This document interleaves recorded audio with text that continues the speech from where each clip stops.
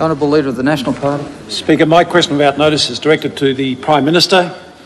Will the Prime Minister explain the government's plans to cut the Children's Services program over the next 4 years, which includes childcare assistance and a childcare cash rebate? Does the Prime Minister prefer his own department's proposal to cut spending in this area by $269 million, or the Department of Finance's option to cut spending by $760 million? Which one? Which one? The Honourable Prime Minister. Order, those on my right.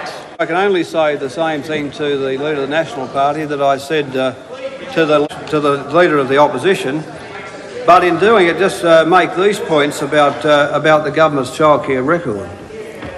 Since 1983, the childcare places have increased from 46,000 to 242,000. 46,000 to 242,000. And another 25,000 places are planned for this year. So, Mr Speaker, the government's well on the way of meeting its commitment to work-related demands for childcare by the year 2000.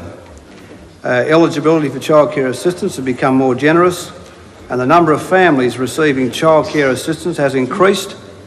Number of families from 49,000 in 1989 to 215,000 families in 1994. Mr Speaker, last year, of course, as well, an accreditation scheme was introduced to improve the quality of childcare, an issue of great importance. Now, Mr Speaker, I notice, of course, the Leader of the Opposition, who will say anything now, any time to suit himself, said...